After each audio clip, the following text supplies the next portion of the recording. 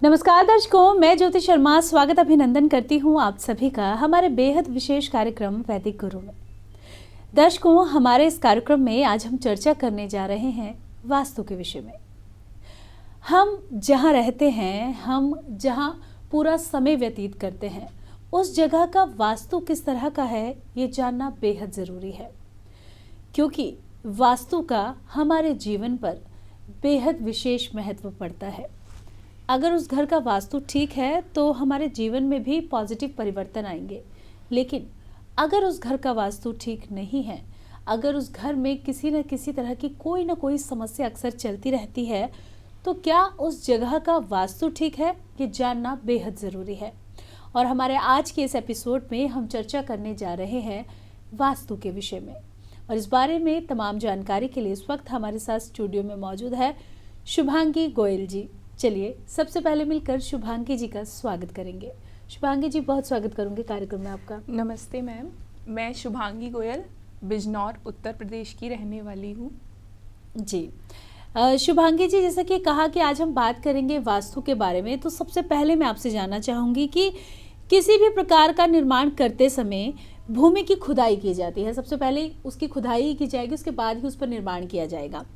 तो उस दौरान बहुत सी वस्तुएं भी हमें प्राप्त होती हैं, तो उन पदार्थों को हम क्या कहते हैं, क्या प्रभाव पड़ता है उसका, इसके बारे में जानना चाहूँगी जी। तो हम कोई भी खुदाई करते हैं तो कुछ ना कुछ हमें मिलता है।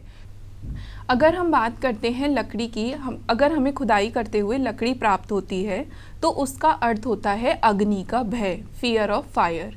या फिर अगर लकड़ी जली हुई प्राप्त होती है तो वह रोग कारक हो सकती है।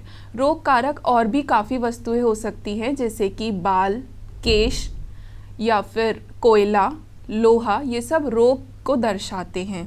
यदि हम बात करते हैं किसी भी लिक्विड थिंग की, द्रव्य पदार्थ की, तो वह काफ़ी अच्छा होता है, सर्व वृद्धि देता है।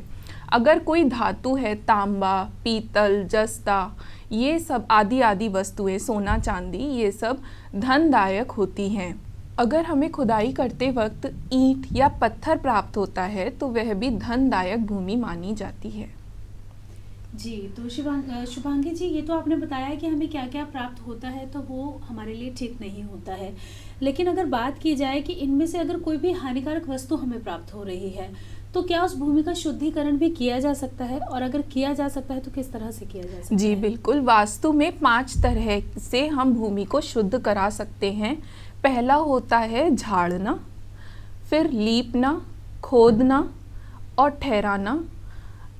तो झाड़ने का मतलब होता है कुशा आदि से झाड़ना। कुशा जो सूखी घास होती है जिससे आसन बनाए जाते हैं, उसकी झाड़ू लगाकर आप भूमि को शुद्ध कर सकते हैं। दूसरा होता है लीपना, गाय के गोबर आदि से आप भूमि को लीप सकते हैं। सींचना यानी कि गौमूत्र या गंगा जल से भूमि की सिंचाई की जाती है। चौथा होता है कि आप गाय को 2-3 गायों को खुला उस भूमि पर छोड़ सकते हैं, क्योंकि गाय में 33 कोटि देवी देवता हमारे वास करते हैं। तो जब वहाँ वो घूमेंगी, खाएंगी, मूत्र भी करेंगी और गाय का गोबर भी होगा, तो वो सब हमारी भूमि शुद्ध हो जाती है। एक बात इसमें ये है कि अगर जैसे हड्डी हमारी 6 से 8 फुट के नीचे मिलती है तो वह दोष का कारण नहीं होती है जी। तो ऐसे में हम क्या कर सकते हैं कि उस 6 से 8 फुट तक की यदि कोई चीज़ मिल रही है आपको, तो उस भूमि की मिट्टी को आप खुदवा कर, छनवा कर वापस उसमें भरवा सकते हैं। फिर हमारे दोष का कोई कारण नहीं होता है जी। शुभांगी जी, आगे अगर बात की जाए तो हमें वास्तु की शांति कब करवानी चाहिए, मैं चाहूँगी इसके बारे में आप बताएं। जी। तो हमारे सभी देवताओं में श्रेष्ठ ब्रह्मा जी ऐसा कहते हैं कि यदि आप कोई दुर्ग का निर्माण कर रहे हैं, कोई पतन यानी व्यापारिक नगर का निर्माण कर रहे हैं, कोई घर बना रहे हैं, दुकान बना रहे हैं, तो इन सभी के समय और उससे पूर्व भी हमें वास्तु शांति करा लेनी चाहिए।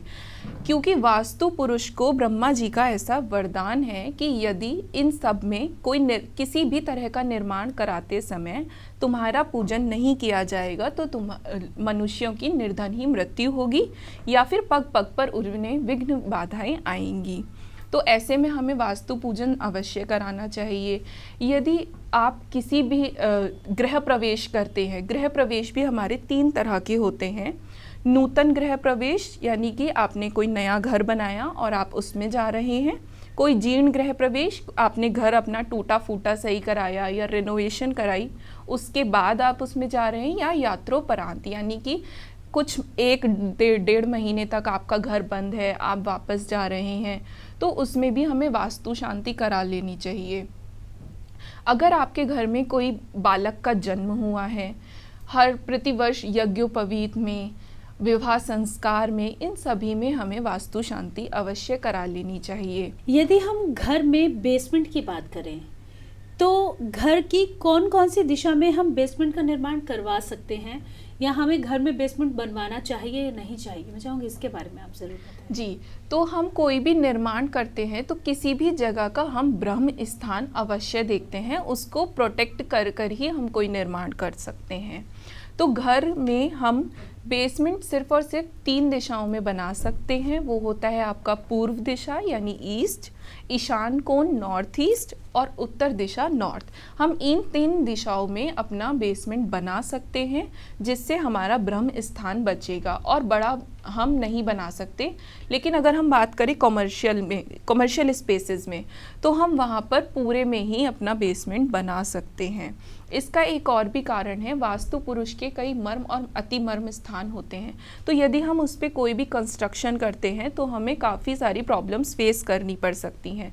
तो हम उन सबको बचाकर केवल नॉर्थ ईस्ट और ईस्ट में निर्माण करते हैं, क्योंकि हमें साउथ में जो भूमि का तल है वो ऊंचा चाहिए होता है। सिर्फ हम नॉर्थ को ही नीचा रख सकते हैं, तो हम उस स्थान पर अपना बेसमेंट बना सकते हैं। जी, घर में जब हम किसी भी घर का निर्माण करते हैं तो हर चीज़ इम्पॉर्टेंट है। हर रूम की, वॉशरूम की, मंदिर घर की, रसोई की अपनी इम्पॉर्टेंस है। लेकिन अगर बात की जाए बाथरूम की, तो जब भी हम अपना घर का निर्माण करवा रहे हैं तो जो हमारे घर के वॉशरूम एरिया है, वो उसका जो काम है, उसका जो कंस्ट्रक्शन का काम है, वो किस तरह का होना चाहिए और वास्तु के अनुसार हमें वो किस तरह से बनाना चाहिए? मैं चाहूँगी इसके बारे में आप ज़रूर बताएं। जी, तो बाथरूम एक ऐसा जगह है यानी कि वहाँ हमें पानी चाहिए। तो ईस्ट जो दिशा है हमारे घर की, जो पूर्व दिशा होती है, उसमें जल का तत्व पूर्व दिशा में पाया जाता है। तो हम बाथरूम हमेशा ही ईस्ट में बनाना चाहिए। पर किसी कारणवश घर छोटे हैं या कुछ और वहाँ पर है, नहीं बना सकते, तो हम नॉर्थ वेस्ट यानी कि वायव्य कोण में भी अपना बाथरूम बना सकते हैं। बाथरूम भी हमें इस तरह से बनाना चाहिए कि नहाने वाले का मुख जो है वो पूर्व दिशा की ओर ही रहे, यानी जो कोई टंकी है, शावर है, वो इस तरह से हो कि ईस्ट की ओर आपका मुंह रहे जब आप नहाएं। उसके 2 कारण हैं हम ईस्ट में क्यों बनाते हैं। पहला तो कि वहाँ जल तत्व है, दूसरा हमें सूर्य की जो सुबह लाभदायक किरणें होती हैं वो भी हमें ईस्ट से ही प्राप्त होती हैं। तो जब हम बनाएं तो बाथरूम में एक खिड़की भी अवश्य दें ईस्ट वॉल पर ही, जिससे जब हम नहाएं तो हमें वो अच्छी जो किरणें हैं वो मिलें। अब हमें जो स्लोप होता है यानी कि फर्श का ढलान, वो भी नॉर्थ ईस्ट और ईस्ट की ओर ही रखना चाहिए। पर आजकल का फैशन है कि अटैच टॉयलेट बाथरूम्स बनते हैं। तो अटैच टॉयलेट बाथरूम हम ईस्ट में नहीं बना सकते, क्योंकि अगर हम टॉयलेट को ईस्ट में बना देंगे तो वो प्रॉब्लमेटिक हो जाएगा। हम ईस्ट डायरेक्शन में टॉयलेट्स नहीं दे सकते। तो इसके लिए हम क्या करेंगे, हम वेस्ट में अटैच टॉयलेट बाथरूम्स बना सकते हैं। वेस्ट में भी हम इस तरह से बनाएं कि बाथरूम की नॉर्थ की वॉल पर या फिर साउथ की वॉल पर ही टॉयलेट शीट आए, क्योंकि ऐसा कहा जाता है कि दिन में ईस्ट में और रात को वेस्ट की ओर मुख करके मल मूत्र त्याग करने से आपको माइग्रेन जैसी प्रॉब्लम्स हो सकती हैं। तो केवल और केवल साउथ की वॉल पर या फिर हम नॉर्थ की वॉल पर टॉयलेट शीट्स रखेंगे, और जो शावर है, बाथटब है, वो सब हम ईस्ट साइड ही रखेंगे। जी, तो बिल्कुल दर्शकों, बात कर रहे हैं घर के वास्तु के बारे में, किस तरह का होना चाहिए, इस विषय पर चर्चा हमारी लगातार जारी है। शुभांगी जी, आगे अगर बात की जाए, हमारे घर के किचन की हमने बात की, तो घर में जहाँ किचन बहुत इंपॉर्टेंट है, वहाँ सबसे ज़्यादा इम्पॉर्टेंट जो होता है वो घर का मंदिर होता है।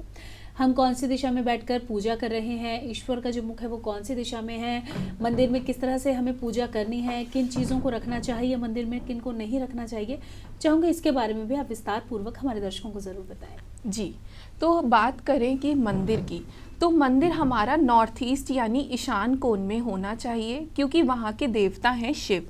शिव जी हमारे सबके कल्याणकारी हैं, तो उसी स्थान में हमें रखना चाहिए, क्योंकि वो जो घर का एक तरीक़ा से सिर माना जाता है, वास्तु पुरुष का जो सिर है वो नॉर्थ ईस्ट है, यानी कि ईशान कोण। अगर वहीं पवित्रता रहेगी तो पूरे घर में पॉजिटिविटी रहेगी और सारे ही डायरेक्शंस आपकी, अगर नॉर्थ ईस्ट सही है तो और अन्य चीज़ें आप ठीक कर सकते हैं, पर नॉर्थ ईस्ट खराब है तो आपके काफ़ी प्रॉब्लम्स आप फेस कर सकते हैं।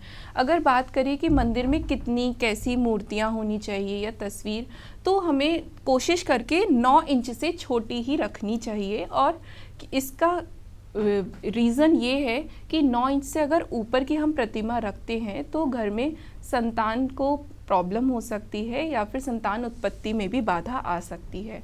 तो हम बात करें कि हमें पूजा अर्चना किस दिशा की ओर मुँह करके करनी चाहिए, तो हम अपने भगवान जी की तस्वीर या मूर्ति को इस तरह से रखें कि वो वेस्ट की ओर फेस करें, तो हम ईस्ट की ओर मुख करके पूजा अर्चना कर सकते हैं। अगर हम बात करें बड़े कीर्तन हवन या कोई यज्ञ आप कर रहे हैं तो हम ब्रह्म स्थान पर भी उसको कर सकते हैं, क्योंकि ब्रह्म जो सेंटर ऑफ द हाउस है वो ब्रह्मा जी का स्थान है, वहाँ से सारी पॉजिटिव एनर्जीज घर की रिलीज़ होती हैं।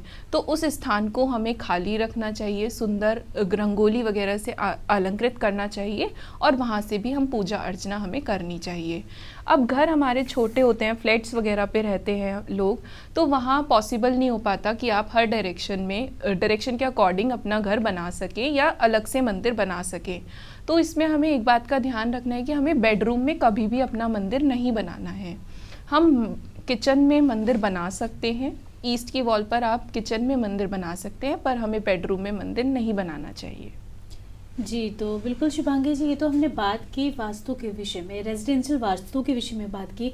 आगे हम बात करेंगे कमर्शियल वास्तु के बारे में, लेकिन उससे पहले मैं आपसे जानना चाहती हूँ कि आप किस तरह से all India institute of occult science से जुड़ी और वास्तु में ही क्यों आपका इंटरेस्ट है, इसके बारे में जानना चाहूँगी। जी, तो मैं अपने फर्दर स्टडीज़ के लिए इंस्टीट्यूट्स देख रही थी, तभी मुझे एक नोटिफिकेशन पॉपअप हुआ all India institute of occult sciences का। वहाँ मैंने डीप स्टडी किया क्या क्या कोर्सेज़ हैं, कैसा है, तो मैंने देखा वास्तु के बारे में, वो मुझे काफ़ी अट्रैक्ट किया, क्योंकि मुझे इंटीरियर डिज़ाइनिंग में और आर्किटेक्चर में काफ़ी इंटरेस्ट है। घर में कुछ भी होता है, कुछ भी रेनोवेशन होता है, तो मैं उसको अच्छे से देखती हूँ, करती हूँ, तो मेरे को वहाँ उसमें इंटरेस्ट था।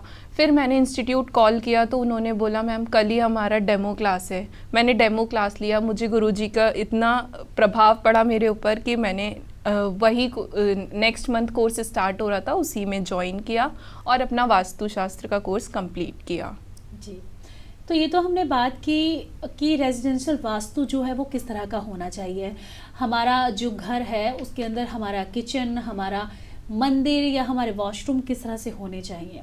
अब हम बात करेंगे कमर्शियल वास्तु के बारे में, क्योंकि वास्तु जहां हमारे घर के लिए इम्पॉर्टेंट है, वहीं जहां हमारा व्यवसाय होता है, जहां हम काम करते हैं, चाहे वो हमारी छोटी सी ही दुकान क्यों ना हो, उसके लिए भी वास्तु बहुत ज़्यादा इंपॉर्टेंस रखता है। तो चलिए अब बात करते हैं कमर्शियल वास्तु के विषय में। जी शुभांगी जी, अगर हम कमर्शियल वास्तु की बात करें तो अगर हम दुकान या शोरूम का निर्माण वास्तु के अनुसार करवाएं तो वो किस प्रकार से हमें करवाना चाहिए, मैं चाहूँगी इसके बारे में आप ज़रूर बताएं। जी, तो अगर हम किसी भी दुकान या शोरूम आदि का निर्माण कर रहे हैं तो उसमें जो बेसिक रूल्स हैं वास्तु के वही फॉलो करने चाहिए, पर कुछ चेंजेस हैं। जैसे हम घर का साउथ डोर नहीं लेते हैं, साउथ फेसिंग घर जहाँ तक हो हमें अवॉइड करना चाहिए, पर कमर्शियल वास्तु में ऐसा नहीं है। हम चारों ही दिशाओं में उसका गेट बना सकते हैं, एंट्री एग्जिट कहीं भी बना सकते हैं। दुकान या शोरूम में भी मंदिर नॉर्थ ईस्ट में बनाएं, इस तरह से कि वो ईस्ट फेसिंग हो या फिर नॉर्थ फेसिंग हो। वहीं हम बात करें सामान रखने की, जो बिक्री का सामान है, तो जो रोज़मर्रा की बिक्री का सामान है वो हमें नॉर्थ वेस्ट में रखना चाहिए, क्योंकि वहाँ का तत्व है वायु। वायु तत्व में चंचलता होती है, तो जल्दी आपका सामान आएगा और जल्दी ही बिकेगा, तो वो हमें नॉर्थ वेस्ट में रखना चाहिए। वहीं भारी भरकम सामान जो है वो हमें साउथ वेस्ट में रखना चाहिए, वेस्ट में, या और भी डायरेक्शंस में रख सकते हैं। अब हम बात करते हैं कि दुकानदार को किस डायरेक्शन में बैठना चाहिए। तो दुकानदार का जो काउंटर है वो हम वेस्ट, साउथ वेस्ट और साउथ इन 3 डायरेक्शंस में रख सकते हैं, इस तरह से कि जो दुकान मालिक है उसका जो फेस है वो पूर्व दिशा की ओर रहे या फिर उत्तर दिशा की ओर रहे। यानी कि जो ओनर ऑफ द शॉप है उसको ईस्ट फेसिंग या नॉर्थ फेसिंग रहकर ही बैठना चाहिए। अब हम बात करते हैं जो स्विच बोर्ड्स हैं, इलेक्ट्रिकल आइटम्स हैं हमारी शॉप के, वो हमें साउथ ईस्ट डायरेक्शन में रखने चाहिए। या हम दुकान की पेंट्री जो है वो भी हम साउथ ईस्ट डायरेक्शन में बना सकते हैं। एंट्री एग्ज़िट हम किसी भी डायरेक्शन में दे सकते हैं, पर ध्यान रहे कि हम नॉर्थ वेस्ट में ना दें। दुकान की जो कस्टमर्स जिस रास्ते से आए वो नॉर्थ वेस्ट ना हो, बाकी कोई भी डायरेक्शन हम कमर्शियल वास्तु में ले सकते हैं। जी, तो ये तो हमने बात की कमर्शियल वास्तु के बारे में। अब अगर बात की जाए घर में, कई लोगों को बहुत ज़्यादा शौक होता है, मुझे भी कहीं ना कहीं बहुत ज़्यादा शौक है, लेकिन बिजी शेड्यूल के कारण मैं वो चीज़ें कर नहीं पाती हूँ। घर में ही हमें छोटा सा गार्डन बनाने का बहुत शौक होता है कि हमने घर की बालकनी है, वहाँ पर हमने बहुत सारे पेड़ पौधे लगा दिए हैं। वो कौन वास्तु के अकॉर्डिंग हमें कौन से पेड़ पौधे वहाँ पर लगाने चाहिए, मैं चाहूँगी इसके बारे में आप ज़रूर बताएं। हाँ जी, तो हम घर में उद्यान की बात करें होम गार्डनिंग की, तो हमें उसमें भी वास्तु को फॉलो करना चाहिए। हमें अपने पेड़ पौधे इस तरह से व्यवस्थित करने चाहिए कि नॉर्थ में, नॉर्थ ईस्ट और ईस्ट में छोटे पेड़ पौधे रखें, वहीं साउथ वेस्ट में या नॉर्थ वेस्ट में इनमें हम बड़े और भारी पेड़ पौधे रख सकते हैं। हमें हमारे घर में कांटे वाले, दूध वाले या फल वाले वृक्ष अवॉइड करने चाहिए, पेड़ पौधे नहीं लगाने चाहिए। जैसे नींबू हुआ, मिर्च, गूलर, पाकर, ये सब आदि आम, नीम, गुड़हल, ये सब हमें नहीं लगाने चाहिए। अपराजिता या बड़े वृक्ष, इस तरह के वृक्ष हमें घर में नहीं लगाने चाहिए, इनका अशुभ फल होता है। वहीं बात करें शुभ फल की, शुभ फल देने वाले वृक्षों की, तो वहाँ हम चंपा, नारियल, केतकी और गेंदा आदि वृक्ष लगा सकते हैं। बात करी जाए तुलसी की, तो तुलसी हमें हर घर में ज़रूर ही लगानी चाहिए, क्योंकि हमारे शास्त्रों में ऐसा वर्णन है कि तुलसी हरि भक्ति प्रदान करने वाली होती है, कल्याणकारी होती है, धन धान्य में आपका वृद्धि करती है। तो तुलसी को हम किसी भी डायरेक्शन में लगा सकते हैं, वो हमें यम की यातनाओं से बचाती है। पर हमें केवल यम का मार्ग जो है, दक्षिण मार्ग, उसमें हमें तुलसा जी को नहीं लगाना चाहिए। ऐसा शास्त्रों में वर्णन किया गया है कि तुलसी के प्रातःकाल तुलसी के दर्शन मात्र से हमें स्वर्ण दान का फल मिलता है। तो हर घर में तुलसी ज़रूर लगानी चाहिए। फल फूल वाले वृक्ष, हम फूल वाले वृक्ष लगा सकते हैं, फल वाले जहाँ तक हों हमें अवॉइड करने चाहिए। जी शुभांगी जी, इसके साथ ही अगर बात कर रहे हैं हम वास्तु के बारे में, तो वास्तु, कमर्शियल वास्तु और रेजिडेंस वास्तु के बारे में हमने चर्चा की, लेकिन बहुत सारे लोग जो हैं वो अभी भी वास्तु में कहीं ना कहीं बिलीव नहीं करते हैं। तो अगर सबसे पहले वास्तु की बात की जाए तो क्या है वास्तु, कैसे वास्तु की उत्पत्ति हुई, कैसे लोगों ने इसे जाना, मैं चाहूँगी इसके बारे में आप ज़रूर बताएं। जी, तो हम बात करते हैं कि वास्तु की उत्पत्ति कैसे हुई। वास्तु की उत्पत्ति की बात करें तो भगवान शिव के पसीने की एक बूंद से उसकी उत्पत्ति हुई है। जब भगवान शिव का अंधकासुर नामक राक्षस के साथ युद्ध चल रहा था, तब युद्ध करते समय भगवान अंधकासुर का वध हुआ और भगवान की पसीने की एक बूंद धरती पर गिरी। उस बूंद से एक विचित्र प्राणी उत्पन्न हुआ। वह विचित्र प्राणी जब उत्पन्न हुआ तो जो खून पड़ा था धरती पे, जो लहू पड़ा था, वह उसको पीने लगा, पर उसकी भूख शांत नहीं हुई। तब उसने भगवान शिव से तीनों लोकों को खाने के लिए वरदान मांगा। भगवान ने तथास्तु कहा। अब वो तीनों लोगों में अपनी भूख मिटाने चला। जब जैसे ही वो धरती लोक पर पहुंचा, तभी सारी देवी देवताएं आकर उसके ऊपर विराजित हो गए, उसको उल्टा लिटाया और उसके ऊपर बैठ गए। जैसे ही सारी देवी देवता बैठ गए, ब्रह्मा जी आए और उन्होंने उन सभी को ये वरदान दिया कि आप जिस भी अंग पर इस पुरुष के बैठे हैं वही आपका आज से निवास स्थान हो जाएगा। और ब्रह्मा जी आकर खुद उसके बीचों बीच बैठ गए, जो कि हम ब्रह्म स्थान जिसको बोलते हैं। इस तरह से वास्तु पुरुष की उत्पत्ति हुई। भगवान ने उसको भी वैदिक गुरु वास्तुस्पति का नाम दिया और वास्तु पुरुष की भगवान शिव के एक पसीने की बूंद से इस तरह से उत्पत्ति हुई, जिसको हम वास्तुस्पति कहते हैं और उनकी पूजा अर्चना हम करते हैं। जी शुभांगी जी, अगर हम वास्तु की बात करें तो वास्तु की इम्पोर्टेंस जो है वो शुरू से ही शुरू हो जाती है, हमारी भूमि से ही शुरू हो जाती है। तो अगर बात की जाए कि हमें भूमि लेनी है घर बनाने के लिए, तो हमें किन बातों का विशेष रूप से ध्यान रखना चाहिए, मैं चाहूँगी इसके बारे में आप हमारे दर्शकों को ज़रूर बताएं। जी, तो हमें भूमि लेने के लिए भू परीक्षण कर लेना चाहिए। पहले तो हम देखकर ही भूमि बता सकते हैं कि अगर बहुत ही ऊंची नीची भूमि है, दीमकों से व्याप्त है या वहाँ कूड़ा कचरा पड़ा रहता है, तो ऐसी भूमि हमें नहीं लेनी चाहिए। फिर हम बात करें शेप की किस तरह की हमारी भूमि होनी चाहिए, तो पहली आती है गजपृष्ठ भूमि। घर बनाने के लिए गजपृष्ठ भूमि यानी कि जो भूमि साउथ वेस्ट और साउथ वेस्ट से ऊंची होती है और north west, north east, north और ईस्ट में नीची भूमि होती है, ऐसी भूमि हमें घर बनाने के लिए लेनी चाहिए। एक होती है नागपृष्ठ भूमि। नागपृष्ठ भूमि हमारी वेस्ट टू ईस्ट लंबी होती है और नॉर्थ टू साउथ छोटी होती है। ऐसी भूमि हमें हमारे घर बनाने के लिए नहीं लेनी चाहिए। फिर हम बात करते हैं दैत्य पृष्ठ भूमि। वो भूमि ऐसी होती है कि नॉर्थ, नॉर्थ ईस्ट और ईस्ट की तरफ से ऊंची होती है। ऐसी भूमि को भी हमें देखकर ही छोड़ देना चाहिए। ऐसी भूमि हमें दुख का कारण बन सकती है। फिर हम बात करते हैं कुम्र पृष्ठभूमि यानी कछुए के आकार की भूमि। ऐसी भूमि बीच से ऊंची और चारों तरफ से नीची भूमि होती है। ये धनदायक और कल्याणकारी भूमि होती है। ऐसी भूमि को हमें लेना चाहिए।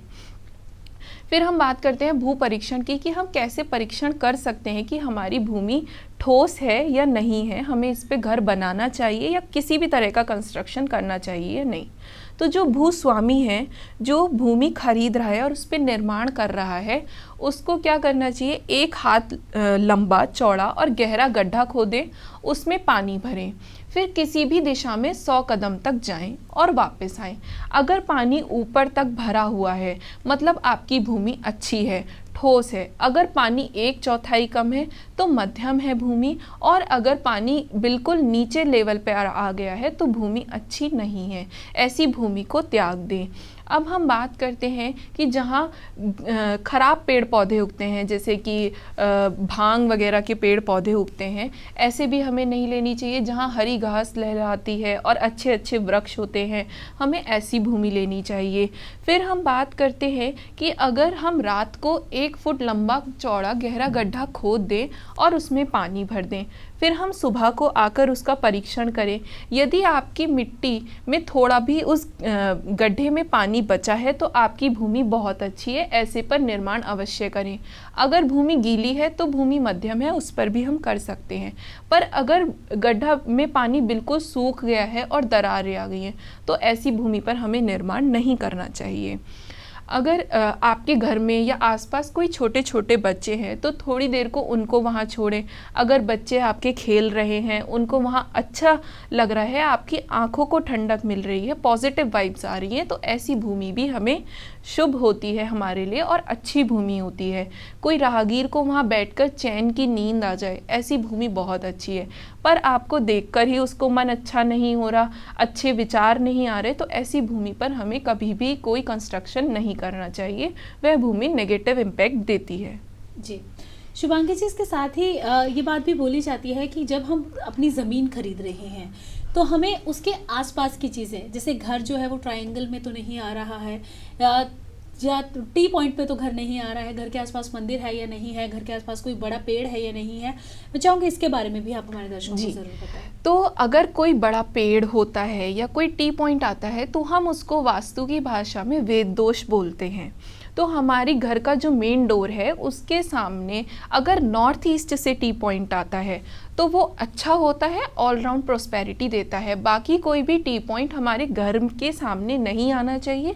पर अगर हम बात करें कमर्शियल स्पेसेस की तो वहाँ टी पॉइंट्स उतने मैटर नहीं करते हैं, वहाँ आ सकते हैं। अगर बाई चांस कोई टी पॉइंट है और आप उसका कुछ कर नहीं सकते तो हम उसका एक रेमेडी कर सकते हैं कि हम वहाँ कॉन्वेक्स मिरर लगा सकते हैं, जिससे वो दोष थोड़ा दूर हो जाएगा। बड़े पेड़ पौधे हम कोशिश करें कि हमारे नॉर्थ, नॉर्थ ईस्ट या वेस्ट में ना आए, वो हमारे साउथ डायरेक्शन में या वेस्ट डायरेक्शन में होंगे तो ज़्यादा अच्छा फल देंगे। अगर हम बात करते हैं कोई जलाशय, कोई कुआं या कोई नदी तालाब, तो ऐसी चीज़ें भी हमारी नॉर्थ ईस्ट या ईस्ट में होनी चाहिए। अगर हम घर में नॉर्थ ईस्ट या ईस्ट में कोई पानी के पिक्चर या फाउंटेन वगैरह लगाते हैं तो वो भी हमें बहुत अच्छा इम्पैक्ट देती हैं। अगर हमारे घर के आसपास मंदिर है लेकिन हमारे घर की परछाई उस मंदिर पर नहीं जा रही है तो वह कोई दोष का कारण नहीं होता। लेकिन अगर हमारे घर की परछाई उस मंदिर पर पड़ती है या मंदिर की परछाई हमारे घर पर पड़ रही है तो वो नेगेटिव इम्पैक्ट देती है। रीज़न उसका ये है कि सभी लोग मंदिर क्यों जाते हैं, अपने पॉजिटिव एनर्जी लेने जाते हैं या अपने दुख वहाँ छोड़ने जाते हैं। सब लोग जाके अपनी नेगेटिव एनर्जीज मंदिर में छोड़ देते हैं और वहाँ से सारी पॉजिटिव एनर्जीज ले आते हैं। तो मंदिर के आसपास का जो वातावरण है वो उतना पॉजिटिव नहीं रहता, सिर्फ वहाँ की जो वाइब्रेशंस होती हैं वो सब हम अपने साथ ले आते हैं। तो घर के आसपास मंदिर का होना, अगर बड़ा मंदिर है तो वो अशुभ माना जाता है, छोटा मंदिर है वहाँ कम लोग आ रहे हैं और उसकी परछाई आपके घर पर नहीं आती है तो उसका कोई इम्पैक्ट आपके घर पर नहीं होगा। तो बिल्कुल शुभांगी जी, आप स्टूडियो में आए, हमारे दर्शकों को आपने वास्तु के बारे में बताया, रेजिडेंशियल वास्तु किस तरह का होना चाहिए, कमर्शियल वास्तु किस तरह का होना चाहिए। हमारा घर अगर टी पॉइंट के पास है, हम जो ज़मीन ले रहे हैं वो अगर टी पॉइंट के पास है, कोई बड़ा पेड़ वहाँ पर है या किसी तरह का कोई मंदिर वहाँ पर है तो उसका हमारे जीवन पर किस तरह का प्रभाव पड़ता है। और सबसे अहम बात, जब भी हम ज़मीन लेने के लिए जाते हैं तो वो ज़मीन का परीक्षण जो है हमें किस तरह से करना है। इसके साथ ही कई बार हम देखते हैं हमने ज़मीन खरीद ली है और उस पर हम जब खुदाई करना शुरू करते हैं तो उसमें बहुत सारी चीज़ें जो है वो हमें दिखाई देती हैं, हमें मिलती हैं। तो वो अगर नेगेटिव चीज़ें हमें मिल रही हैं तो वो नेगेटिव चीज़ें क्या होती हैं इसके बारे में भी बताया, पॉजिटिव चीज़ें क्या होती हैं उसके बारे में भी बताया। और अगर नेगेटिव चीज़ें मिल रही हैं तो नेगेटिव चीज़ों से हम अपनी भूमि को कैसे ठीक कर सकते हैं, क्या कुछ उपाय कर सकते हैं, इसके बारे में भी हमने बात की। हमारे घर का किचन, हमारे घर का जो वॉशरूम है, हमारे घर का जो मंदिर है वो किस तरह का होना चाहिए, इसके बारे में हमने चर्चा की। हम अपने घर में ही बालकनी में एक छोटा सा गार्डन बनाते हैं, उस गार्डन में हमें किस तरह के पेड़ पौधे रखने चाहिए, इस विषय पर चर्चा की। इसके साथ ही हमने आपको बताया कि कमर्शियल वास्तु जब हम बना रहे हैं तो हमें किन बातों का विशेष रूप से ध्यान रखना चाहिए, घर के बेसमेंट का जो दिशा है वो किस तरफ होनी चाहिए, इसके बारे में भी चर्चा की। तो शुभांगी जी, आप स्टूडियो में आए और हमारे दर्शकों को इतनी अच्छी और तमाम जानकारी दी, वास्तु के बारे में तमाम तरह से आपने बताया। तो इस तमाम जानकारी के लिए हमारा और हमारे दर्शकों का मार्गदर्शन करने के लिए आपका बहुत बहुत धन्यवाद। धन्यवाद जी, नमस्कार। नमस्कार।